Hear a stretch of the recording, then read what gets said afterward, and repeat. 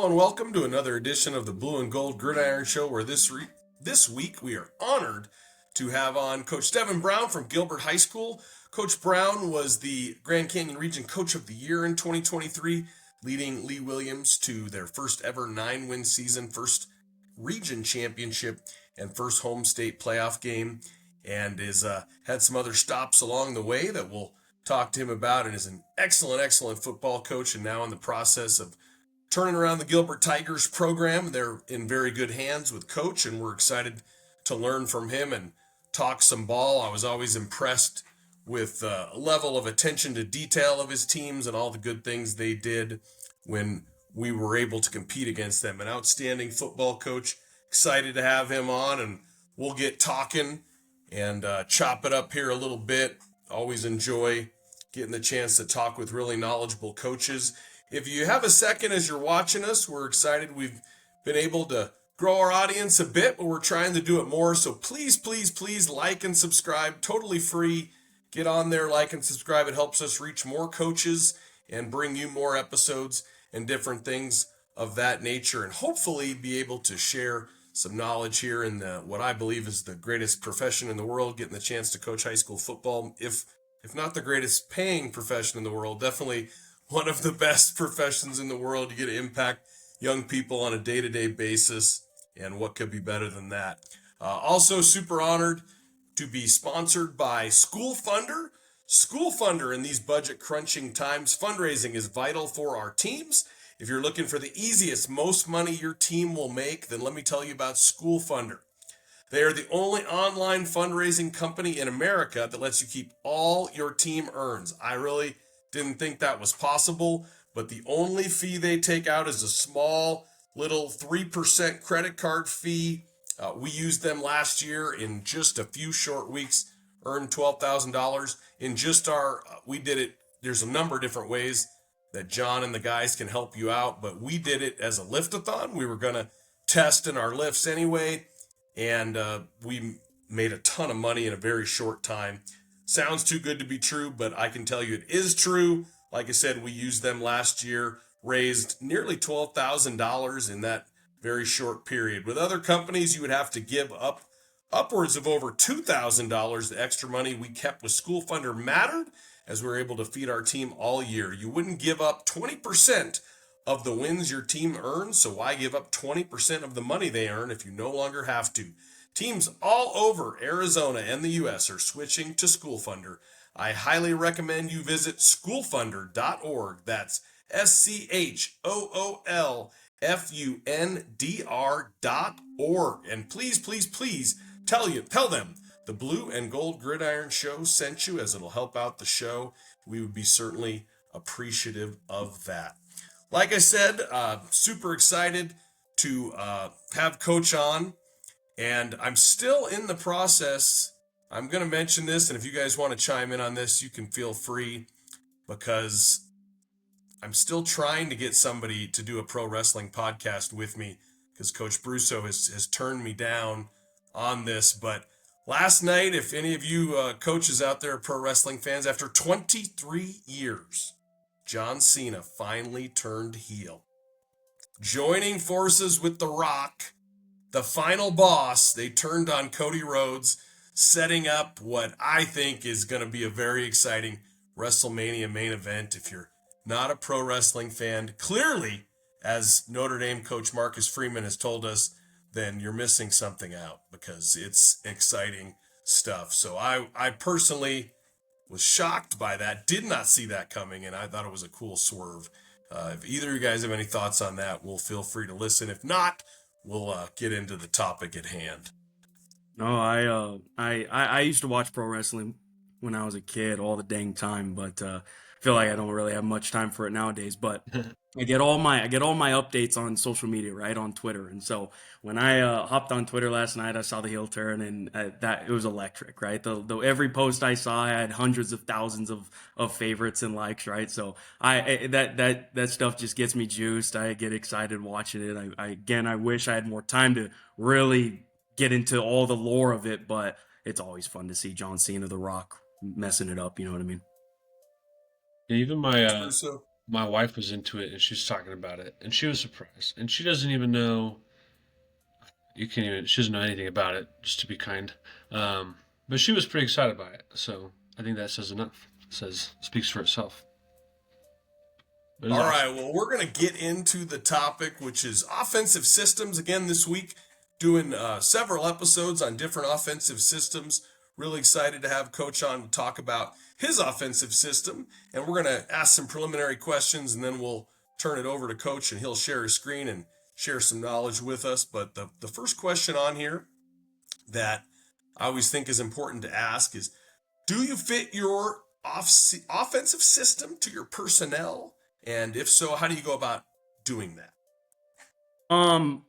We try our best, I think as a young coach, I actually experienced that firsthand, especially these last couple of seasons. My last season at Lee Williams, you mentioned how that 2023 campaign went.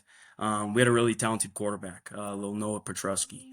He super dynamite player, Grand Canyon Region Player of the Year. And when he was at quarterback, I mean, Lord have mercy, we could have probably done whatever we wanted and been successful, on any given play. But he was able to really open things up. And so, with that being said, um, our personnel it didn't have to change as much, if that makes sense, right? It didn't matter, if we had a true 10 personnel, true 11 personnel, true 20 personnel out there, as long as he's getting the snap, and guys are in the right places, he's probably going to lead us to success at the end of the day.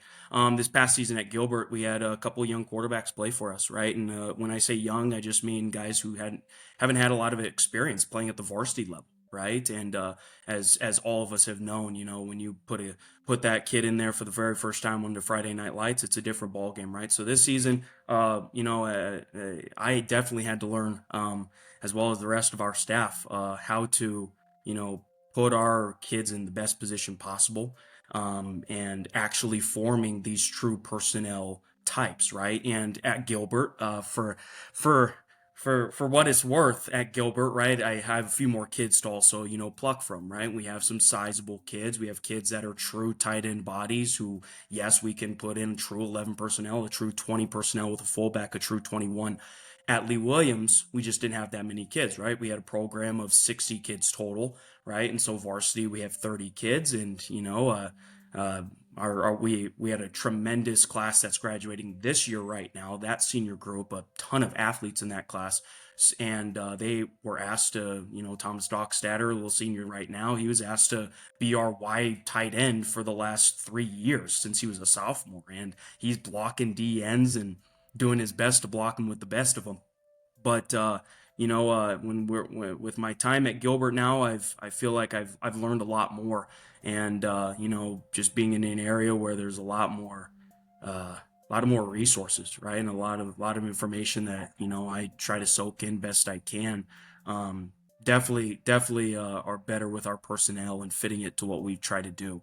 But at the end of the day, with all that being said, leave this question here is it does my system revolves around our quarterback. The quarterback has to be a kid who's, I call him a lion, right? And it's funny, we're the Tigers at Gilbert, so at Lee Williams it kind of worked out to calling the kid a lion, but at Gilbert maybe we just have to call him a tiger. But we call the quarterback a lion, and the lion has to guide the pride. And I also a ship metaphor here, right? That he has to be the captain of the ship, and something we have our meeting with our quarterbacks right at the beginning of the summer, and we talk about if the ship's sinking, are they someone that everyone else is willing to go down in the ship with, right? Are they someone, being a captain of the ship, is everyone else going to be willing to fight till all heck breaks loose for that captain, or is people going to jump ship when that captain and then when that ship is sinking? That's what our quarterbacks really have to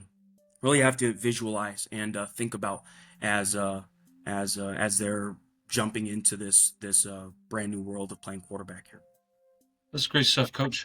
As you were mentioning your guys' learning process over the last year, did you find yourself adapting more of your concepts that you were installing or more of your kind of teaching or instructional methods? It was definitely the teaching structural methods. I think our concepts, pass and run game, are sound, right? There was we actually were able to add another wrinkle to the run game this past season, as we'll actually see in our presentation here in a moment. But it was how we taught it. I think we had to with especially with a young quarterback and young quarterbacks plural, we had to adjust how we said things, right? We had to make things simple, and then we could expand from there, right? And we can expand on the field rather than everything being implemented right there in the classroom on June 3rd, right? Especially this past year, I actually finished last year at Lee Williams, right? So I was offered the job at Gilbert December of 2023. So it was an entire January through May of 2024. I was bouncing back and forth, right? And still I was still head track coach at Lee Williams for that spring and trying to also, learn all my new kids at Gilbert. So we definitely were behind the jump and didn't really have a great spring ball whatsoever. So that's why I say, it was in June. We had to start with just our meat and potatoes and make it really simple for not just my quarterbacks but for everybody in general, so that way when we needed to build on it, especially at the varsity level, right? JV and Frosh, we know aren't going to get that same place. Building on it at the varsity level, we at least had the foundation, come August, middle of August, right there around week 1. Let's build a little bit and let's see what we can do. Coach, that's I've been there. Believe me, that going back and forth thing it's a very difficult time in your life, and it was tough for me, no question about it. Doing that deal. One of the things I noticed that I thought was interesting, last season before you got there, Coach Gilbert had 2 levels. This year you had 3 levels, both those freshman and JV levels, and I know that's something I've always thought was of huge importance. The opportunity to get as many guys on the field as possible. So was that a conscious decision you made in terms of getting 3 levels, or did that just happen to be your ability to get kids out? And what was your thought process there? No, it had to be done. It didn't really matter how many kids we had out. I was told, coming in, we have about 100 kids. And I mean, I'm a math teacher, right? We have 2 levels, 50 kids per level. Someone's missing playing time. And it's not just, when I say someone, that's someone who's probably going to have to play a significant amount of varsity come their junior and senior year that they're missing out on without that JV program, right? And so at Lee Williams, we had our 2 programs, right? Like I said, 60 kids. What are we going to do, right? I can't run 3 programs there. No one can. At Gilbert with 100 kids, 100 or more kids, 3 programs has to be done. It's something that that Frosh program, now we can use it for just 35 to 40 incoming freshmen. Why not give them all the opportunity to play so that they're not even overshadowed by sophomores? And then varsity, of course, we have who we need, but it's that JV program that is so crucial, and especially in these schools with nice amount of kids, you got to have a time when those juniors and sophomores that you think are capable of playing, right? That you think are capable of playing, they're not wasting a complete year either not playing varsity at all, but getting on the bus, or they're just playing frosh and maybe they're just beating kids up every single week. They got to be able to play against like talent. And as we came in as a staff at Gilbert here, it was something that we saw right away where there were some new seniors, right, that we were going to lean on to be starters. Let's just call it for what it is. Guys that were going to be starters, but their junior year, because maybe someone above them was a little bit better, right, and they played a significant amount of snaps. Well, as a junior, you can't play frosh no more. Those juniors that we started this year, they didn't even play last year, right? For all intents and purposes, they didn't touch the field in meaningful times, except for maybe when they were, it was into the game and let's get them a couple snaps. So that's definitely a struggle, right? And I feel like having these 3 programs now, that shouldn't be an issue. You know what I mean? Getting kids their 5 quarters a week, 6 quarters, whatever it is, it's 5. Getting their 5 quarters a week. Now these kids can say, well, it's not just 4 quarters of varsity and I hope to God, I cross my fingers, I pray. Let's get them their 3 quarters, 4 quarters, heck of JV, get them all the playing time they need.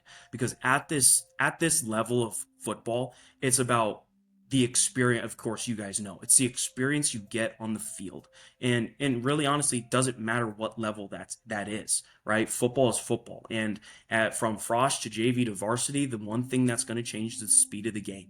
But if you are consistently having the experience and getting the playing time that you need as an individual, now varsity wise, right, under the bright lights, a little more added pressure, you at least understand this is what I need to do to be successful on any given play. When you made the move from Lee to Gilbert, were you able to bring some of your staff over, or is it guys who had been there at Gilbert prior? How did you balance that? Yeah, so coming from Lee, it's funny. I asked every single guy at my staff at Lee. Hopefully, I think some of them are watching this right now. I texted them last night, but I asked every single one to come. Right, and Kingman. For those viewers who not so much aware of what Kingman is like. Kingman's that town that you pass through from Phoenix to Vegas. Right, that's how everyone knows it, and uh, a lot of it's a very based city, just families there forever, and that's in a lot of these guys, they're just like, well, we haven't left for 20 years, we're probably not going to leave now, and that's great. You know what I mean? I expected that. I was able to. There was a younger guy on our staff. His name's Cody. He's my wide receivers coach here at Gilbert High School now. He was one of our Frosh coaches, Frosh coaches at Lee Williams. He was a Kingman kid, born and raised, and it was funny. I told him when I told the staff, of my decision that I was moving on. Him and I had hit our exit interview just a couple days later, and I told Cody, I was like, how you feeling, right? And talk, talk, talk, and then I told him, I was like, you're gonna come with me to Gilbert. And he was like, what? And I was like, Cody, you're a young single dude, right? You have family here, right? And I know that they're going to be here for you. You're going to be there for them. I was like, but it's time for you to, if you think coaching is something that you really want to do, right? This is the time in your life to do it. There's nothing holding you down right now. There's nothing. You don't got a family, don't got kids. I was like, just make the jump with me, right? Because I want you there. I love who you are, and it didn't take much, right? Cody was just like, all right, let's do it. Let's do it tomorrow, right? Let's do it yesterday. But no, we had such a great staff at Lee, and those guys work their tails off. And they work their tails off not only for their kids, but selfishly they worked their tails off for me, and that meant a lot to me. And that's why I wanted all of them to be there with me. But you know how it is. But other than that, when I got to Gilbert, there were this past season 5 of the guys from the previous staff stayed on with us, and it was my intention to meet with everybody from that previous staff. Some of them I didn't get a chance to meet with. That it is what it is. But the guys that I did meet with, if they were willing to stay and they wanted to, be a part of the new regime, if you will, I was more than willing to want to keep them around, and I'm thankful I did. Those guys that are from the old Gilbert days to now these new ones coming up, they're great, and I love having them around. They love the kids, and that's why they're there, right? And anyone that's not there for the kids, as we know, we can't have those types of guys on staff. And then other than that, I filled in all the rest of the pieces from guys that I interviewed back January through May of last year. I sat down with crazy. No, I sat down with over 50 different people about filling up positions on my staff. I wanted to, cast a wide net. I wanted to hear guys. I wanted to meet people and make connections, right? In the process. And all the guys that we ended up bringing in, one of them, my quarterbacks coach, Dalton Holst. He was my quarterback when I played at Chadron State up in Nebraska. I brought him. He decided to come down and coach here too. We just brought in guys that are here for the right reason, and guys that work their tails off, work super hard, and just want to see Gilbert High School mean something in football yet again, right? This is now my pride speaking a little bit. Gilbert football, we're the only program on campus that doesn't play 6A sports, or at least in track it's Division 1. We play 5A football, and we're the only program on campus that is down a level. Now, my pride's talking here. I want to play 6A. I want to be up there, and I want to get this thing back to where it used to be, where we're a team that's playing in the playoffs. We're a team that isn't overshadowed by other teams in Gilbert or the Mesa area. We're the flagship school, and that has to mean something again. Love it, Coach. Let me ask you, what do you do to ensure vertical alignment within your program from your freshman to your JV to your varsity? And what are some ways maybe you implement that amongst your entire staff? Yeah, I like to think that when I stepped in, a lot of it was me hands on. You know what I mean, and making sure that a lot of what we were putting in was what was being done was through me. And when it comes time and when the program starts settling, the dust starts settling in a little bit. I try my best to give our seniors and give our upperclassmen everything they need to guide our program to where it needs to be. At the end of the day, yes, as coaches, we do a lot, and I believe we are necessary. At the end of the day, though, on a Friday night, our kids should be so in tune with how they train and how they practice and what their goals are that we don't need our coaches there, right? We don't need them because we already know and have all the foundation, all the basics, and all the fundamentals that we need. So now, from top down, our seniors are the guys that teach the freshmen. They're the ones that are helping the freshmen through not only football but just school in general.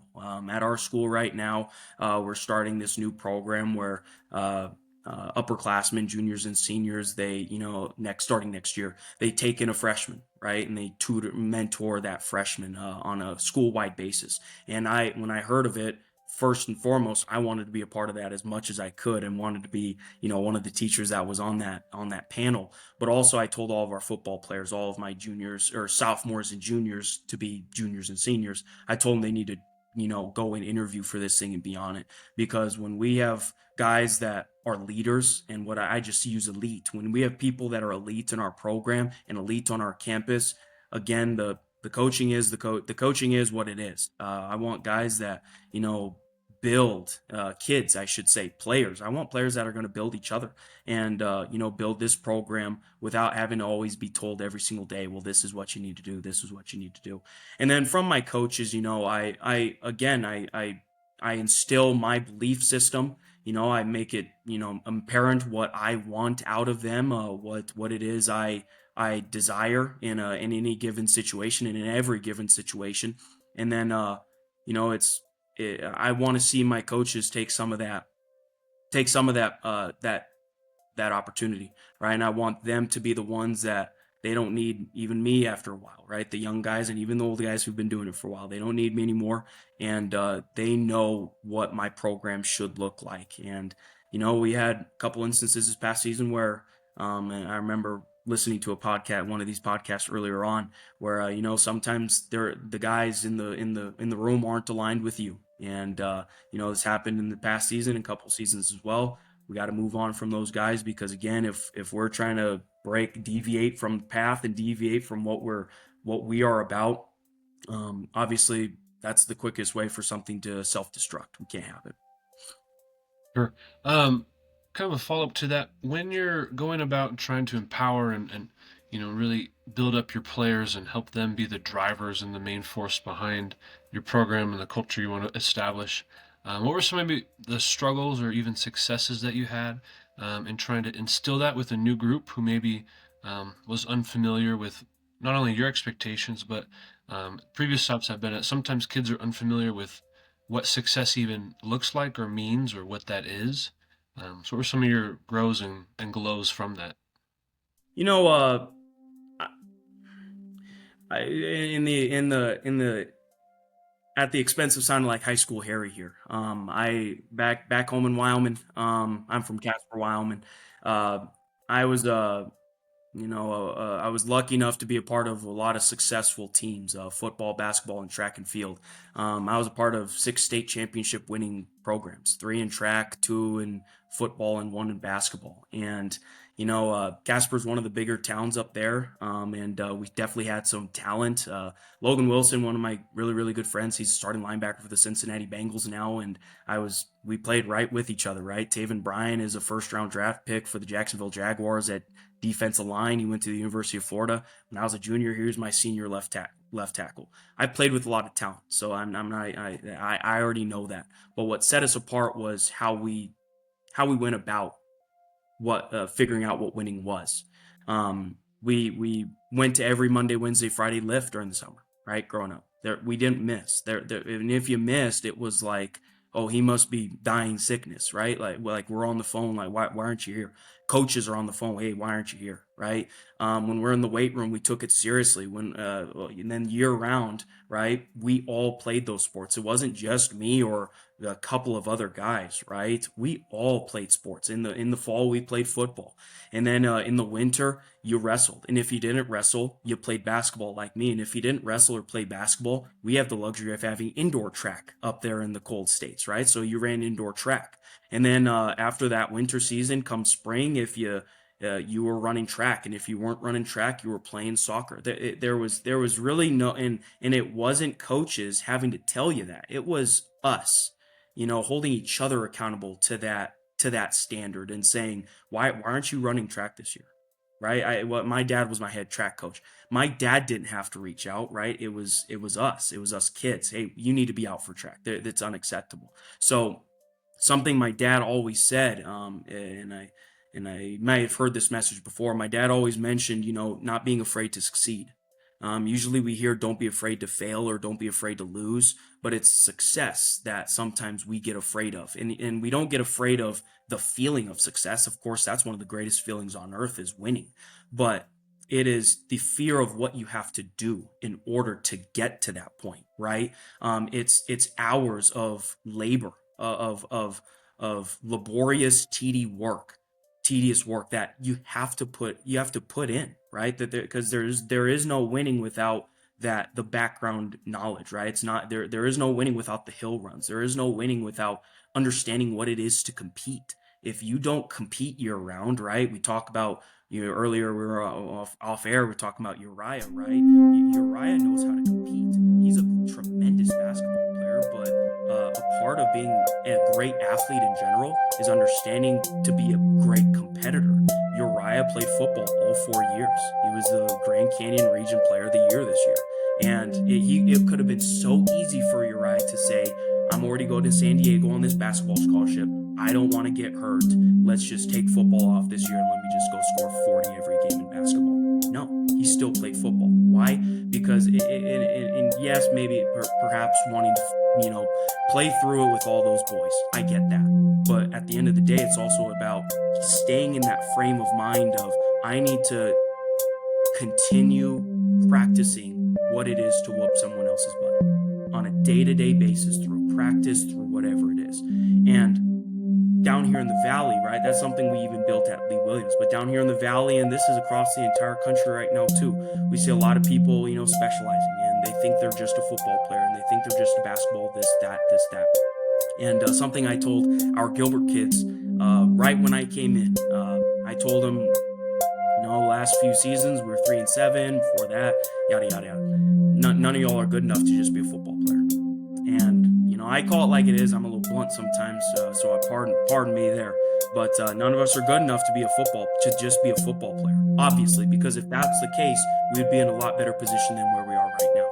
So it was pushing these kids this year from what we had 8 footballers running track last year to now we have 35 football players running track this year. It was those kids who the kids right now, they take the winter completely off for whatever reason. As soon as football's over, now we think we need to go into training mode. No, go try out for basketball. I'm not saying you got to be a great back. Go try out for basketball, right? Go play soccer. Go do something with your time to build that connection in your brain where you now don't have to turn it on every Friday night to go compete. You're going to compete every single day. You're going to compete in freaking biology too, right? And I hated biology too, but you're going to go compete in there because now you're trained to say, to not take the easy way out and say, it's just hard, whatever. I can't do this. No, go do it because I've competed all year round, day after day after day. And I think that's a great place where we're at. A lot of our training right now is also taken from Tony Holler's Feed the Cats program, and golly gum, we sprint every single day. Every single day we sprint. We hit top speed at 10-yard dashes, 15-yard dashes, 20-yard dashes, and something I implemented in it is also racing, right? In different races that we do. So you lose, you have 15 push-ups. You lose, you have a lap around the track. That because there is a consequence for winning and there is a consequence for losing. Getting these kids in this mindset that now these kids back in November when we started it, when they lost a race, they just kind of trotted away. Now when they lose, right, they're pissed, right? God, they're sick to their stomach because that's how I felt when I was an athlete. And I know a lot of guys that I was around playing sports growing up, that's how we felt. When we lost, it was dagger to the stomach, right? It was the worst thing that could ever happen to a little 17-year-old kid. This is what this whole generation nowadays needs, but especially our kids at Gilbert, that we thought that was the very first thing that we need to make sure we instill. I love it, Coach. I'm ready to run out of the tunnel right now. I'll tell you what, I'm fired up. That is great stuff. I didn't realize, learned some stuff about your background. Didn't know you're from Wyoming, and that's interesting. 6 state championships in high school is being a part of that many successful teams, and I would imagine different coaches and maybe had different styles. Obviously, I would think gives you a great background and base of knowledge in a number of different areas, and that can only lead to success for the Tigers on the football field. Next question is, I know some air raid guys are 3-day installs. I also try to get not everything in, but basically the initial scheme in a 3-day period. We've had some coaches on here that said it takes them 15 to 20 to get everything in. How do you go about installing your offense in the spring and the summer and fall camp and those type of things? And how long is that process? And how many things do you put in each day and different stuff like that? Yeah, so, something we're doing right now at Gilbert, especially with, more kids than I had at Lee. We go, Mondays and Wednesdays right now are offense, Tuesdays and Thursdays are defense. And if we can mix in a little bit here and there on the off days for whatever side of the ball, then we do. But something that has remained consistent from even my days back at Lee Williams and even when I was at Lee Williams as an assistant, we install, bits and pieces of the offense right there at the beginning of the week. A couple weeks ago when we started some of our, off-season workouts, football training workouts, we installed, 2 base run schemes, 5 base passing plays, or passing concepts, excuse me. And, we run those for a couple of weeks, and then, a couple weeks later, we put in another run scheme, and we'll put in 4 more passing schemes, right? So this process, it might take a long time, but I know as a math teacher, right, and I remember, as a student myself, if you try to teach too much every single day, right, if I'm teaching an algebra course, if I'm teaching 1-step equations followed by 2-step equations followed by multi-step equations, and they're back-to-back days, kids are missing knowledge somewhere, right? They have to have a chance to receive that information, practice it on their own, right? The I do, we do, you do, right? Classic teacher stuff. And then they have to be able to apply it a couple days afterwards, right? Without being overloaded, over-flooded with information. And it's the same with our kids, right? Because my playbook, offensively, gosh, it gets a little expansive, and I'm the first to admit that. And, when I applied for the Lee Williams job, a few years ago, when I outlined my playbook for them in my interview, they were like, is there a way, or are you anticipating a way to make this simpler for our kids to, understand? And I told them no, because if we want to win, we got to be able to do this stuff. And, I probably should have answered yes, right? But I told them, this is, what's going to be successful, but it's, again, how you approach teaching it. If you're going to throw it all once and one at a time, right, then obviously it ain't going to work. And then, and something I tell my kids, tell our football players, right, how do you, fin one bite at a time? And that's what we have to do, right? It's a large plate. There's a lot there. There's a lot to learn. But my offense is also just based on rules. And that's what, when we get to the summer, when we get, obviously, everybody in there, we learn the rules for about a week and a half, maybe even 2 weeks. Learn the rules of the offense, right? Learn the rules of where do our receivers sit? Where do our receivers go to? How do our running backs take a stinking handoff? What is our cadence? What is our quarterback saying? We learned that for 2 weeks without really even installing a single play yet. And then from there, once you know the rules, once you can regurgitate them back to me, right, and you can write them on the screen, that's when we can say, all right, now let's apply this rule to running scheme number 1, running scheme number 2. Let's show it in counter, let's show it in power, let's show it in zone. And after that, now we say, okay, let's talk about our 3-step concepts, passing concepts. Let's talk about our 5-step passing concepts. And we put the ones in that are our bread and butter, right? The ones that we love, hold dear to our heart. And then we can build from there. You learn the rules, and then you apply those rules to every passing concept after. You apply those rules to every running concept after. It's a lot. And I wish I could say it's this many days. But again, I try to avoid, sticking a fork in the sand and saying this is where we need to be at this time. It's all about how they learn. It's all about how they progress. If we're not teaching it well enough, then we have to reconfigure how we teach it, and we try it again the next week. Truly, honestly. So I like to think, short answer here, long answer. That's long answer. Short answer here. Beginning of every week, let's put something in. Let's put a one little thing in. Right? And then, just a spiral review, just like we do in school. Let's go back to last week. Let's see what we had then. Let's put it back on the field now. Let's combine that now with the new formations we put in this week, right? And let's apply our rules, and we're off and running there. So that's how I go about it. Again, I feel like I've seen a lot of success with it over these last few years, and definitely anticipate same thing moving forward.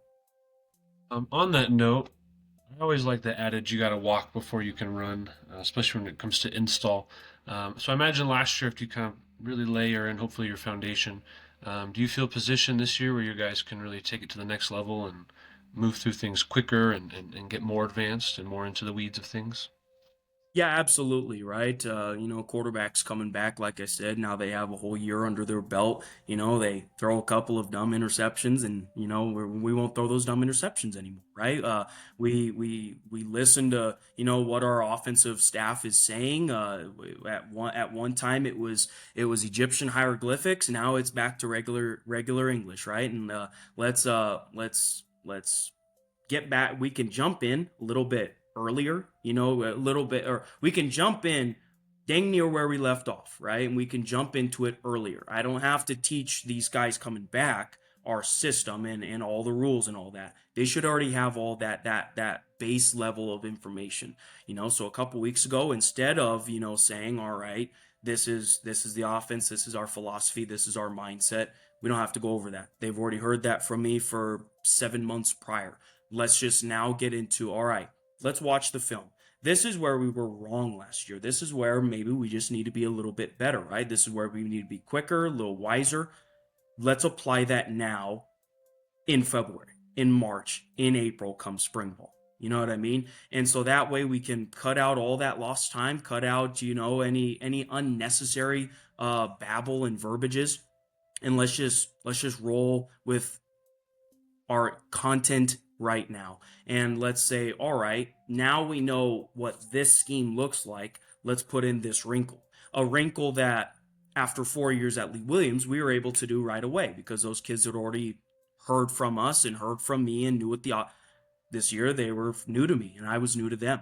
This wrinkle that I had at previous stops, let's throw that wrinkle in now. And let's be able to apply it from February all the way until August. And so week 1, it's not something that, gosh, we didn't get around to it. No, we've already had 7 months to do it, 6 months to do it. Let's go ahead and apply it now. So, I'm very confident and very excited, if you can't tell, of Absolutely. where we're gonna be this year and what we're gonna be able to do and show on the field.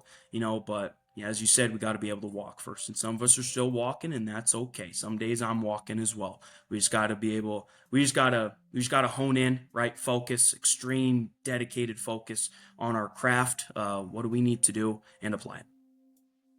I love it, Coach, and I can feel the energy coming through. Excited about watching the Tigers' continued progress as a line guy. And this is a discussion I've had with a lot of coaches. I really firmly believe you can add a lot of layers schematically if you're keeping things relatively simple for those big guys up front. And that's because there's a lot for them to process in that whole thing. When you were talking about different passing concepts, you still didn't have a large chunk of running concepts. And that was one of the things that I thought in watching Lee Williams' progression in the years I'd played him that I thought you did really, really well is you guys got to a point where you were known for something and you were good at certain run concepts. Whereas before, it looked a little bit more grab bag, maybe.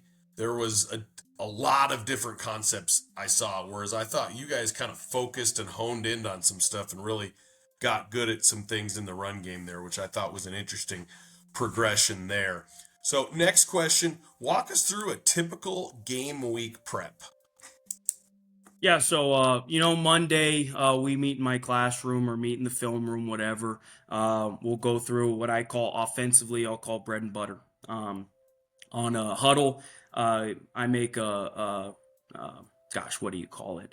I make a not a playbook. Golly gum, I'm forgetting the word. Um, I mean install. Sorry, I make an install every single week on huddle, and I'll title it ALA Gilbert North Bread and Butter, right? And in that install, I put in I frame just our typical 2x2 spread twins offense on the page. And then I have their starting defense, all the kids they have, who we expect to be starting there, strengths, weaknesses, et cetera, et cetera. So talk through every single individual kid on that defense too. Guys we'll see come in for backups. We talk about them as well, right? We'll talk about base coverages that we're going to see, at least 2 to 3 of their base coverages. Talk about their third down coverages. We'll talk about fronts we'll see. Are they an under front, over front? Are we going to see an odd front that week? Are they going to walk up the jack on the edge? We talk about all this. So again, our kids are hearing it from us, but this install is shared with them as well. Let's go home that night and that night and every single night thereafter, let's go home that night and now we see, what is coach talking about and where can I find this in the film? That is the biggest thing that I think some coaches forget dealing with high school athletes is some of those kids don't know how to watch film. And I'm sure that's always a topic of conversation. I know it, but I stress it so much because we can pull up the huddle time and we can get mad at our starting corner for watching 18 seconds of film this week, right? We can get blue in the face. We can get so mad, but a lot of these instances are these kids being lazy, maybe, but most of the time it's just because they don't know how to do it. They're just going to watch themselves from the previous game. They're just going to watch, hey, I was great on this play, and they're going to be making their highlights. That's where a lot of their time is. So when you just force feed the kids, this is what you're looking for. Just go and find it, right? Find me 3 clips. That's what our offensive line coach, Austin Ross, he's great with his offensive line about that, right? Just find me 3 clips of how the nose plays, right? A great clip, a clip where maybe he's lazy, I don't know, right? Go find clips. And it's not a bunch. I'm not asking these kids to break down the entire previous game for the other team. They can't do that. They don't have the knowledge level, and there's nothing wrong with that. I want these kids to know what is it we as coaches are seeing, and then they can go look for it and see it themselves. We'll give clip numbers too. Watch clip 45, 50, and 52. This is exactly what we're talking about when we say they're rolling their coverage. That's what we want these kids to know. So we show the bread and butter, and then I always have offensively. I always have what run schemes are going to be great that week. You know what I mean? Some run schemes, as we know, don't work against an odd front like it does an even front, right? So we try to adjust it and say, all right, we're just going to we'll run these schemes instead, right? What formations do we love this week, right? And then so that way, when the kids get their homework on Thursday night, I'll talk more about that in a moment. When these kids get their homework on Thursday night, they already know how to draw up zone out of twins, because I told them at the beginning of the week that's what we like. They know how to draw up zone out of joker formation. They already know, because I showed them at the beginning of the week what it looks like.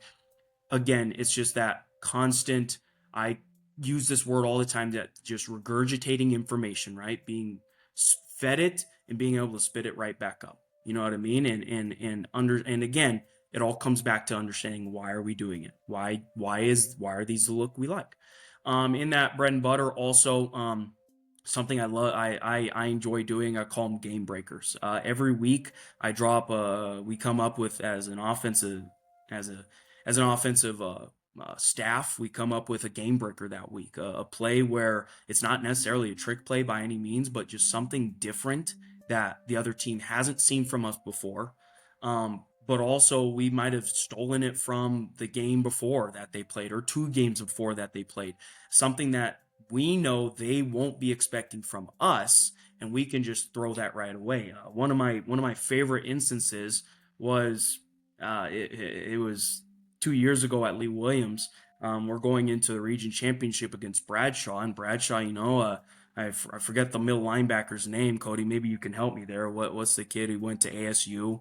Gosh, James Giggy. James Giggy, right? A lot of our game plan was saying, all right, well, how do we take James Giggy out of the game? You know what I mean? How do we try to get around him? He's a tackling machine. Well, 2 things we did there. We went with a formation. We just called it overload, where the center, he was the end of the line of scrimmage. It went center and then guard, tackle, guard, tackle. And so now it was so funky, right? It's completely legal, but it was a look where Giggy now had to line up, he had to line up way over here, and the ball is centered right here. Quarterback and tailback, and then we have a nub edge centers right here. We have nothing here except for an end. Giggy's out of the play. Now we also, we had a run scheme that week that we called our game breaker. It was just a tackle wrap, a trap wrap.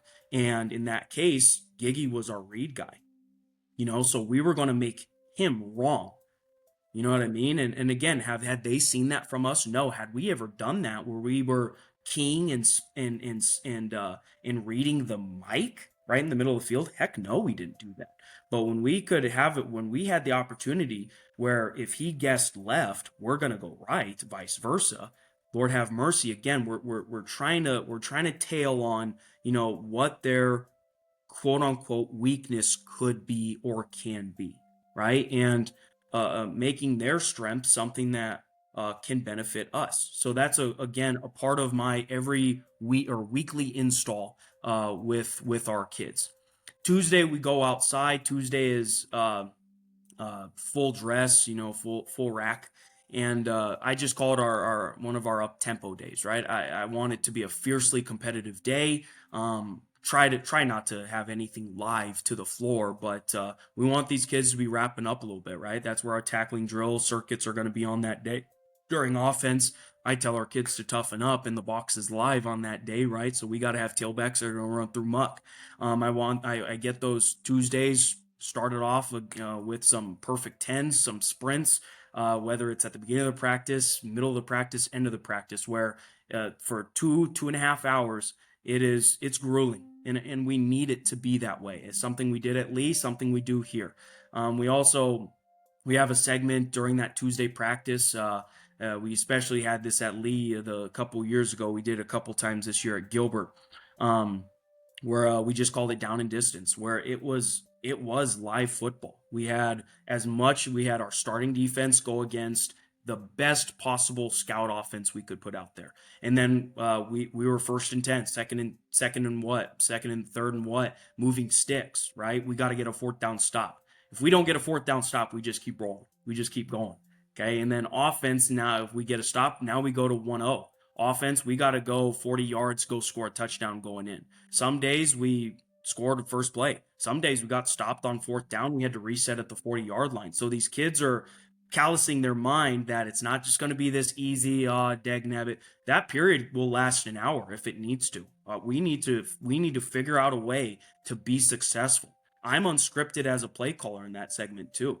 We have our scout defense. We have them set up, and really honestly just our team offense or our team defense, so they don't have to read a card themselves. And I'm going off script. I'm going what I would want to do on 1st and 10, not the script that we have for Team O later in the day, right? So it gives me a chance to really practice and figure out, learn. All right, what do I like here? What do I need to be better at? So it's not just so much on the kids, a mental battle with the kids. It's for us coaches too.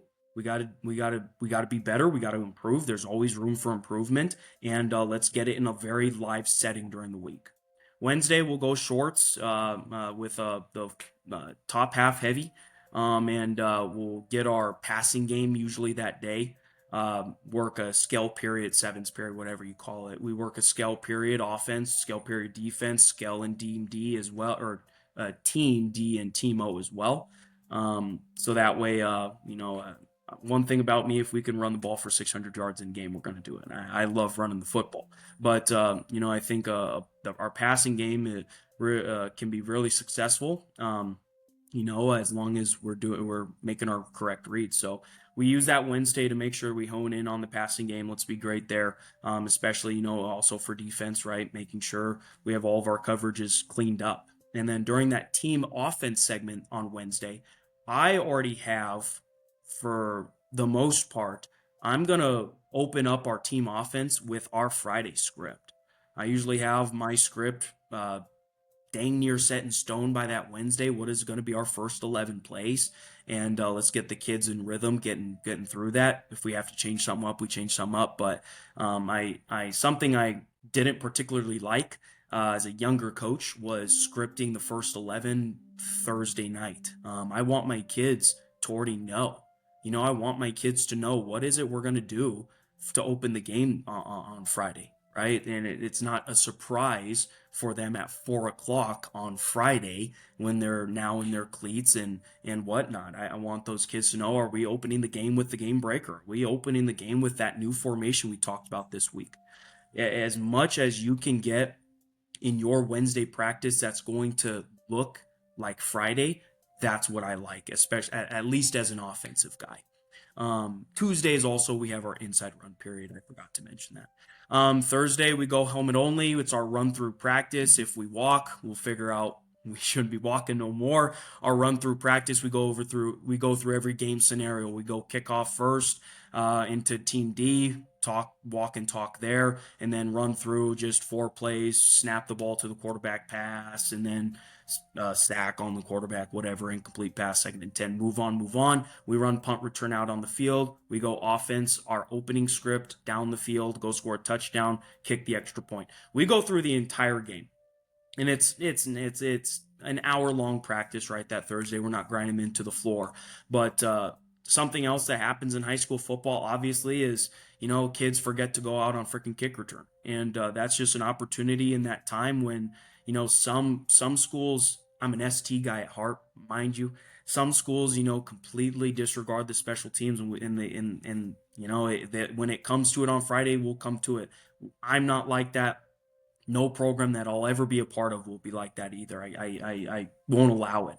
We make sure if there's that injured kid that's usually on our 1 kick return, we have that thing sniped in the butt, honestly, on Wednesday, but we also make sure on Thursday that kid is in there. And we run through our kick return. We run through every single team we have so that way these kids are fine-tuned to already be in game mode come Friday. All they have to do is just strap it up and get under the dark skies rather than the bright 3:00 practice. So that's a typical week for us. Of course, we sprinkle in our ST every single day as well. But it's laborious, and I like to think. If it's always easy, if you don't want to switch things up, then that's the quickest way to get run down and fall into a rut. And these kids, they Oh, we always have this on this day. Well, if it's high competition every single day, it doesn't really matter what it's going to be, right? You better be laced up, ready to rock. I love that. And I love that so much of your process is education based, where you're reflective and looking at how can we improve things and remove barriers for kids to understand or succeed versus just being irritated that they're not executing or understanding right away. So I love that. I really appreciate that. Well, Coach, we're going to turn it over to you now and learn a little bit of football. I've already learned a ton. I've taken a ton of notes, so this has been a really great show so far, and I'm super excited for you to share your screen and coach us up on some concepts in your system.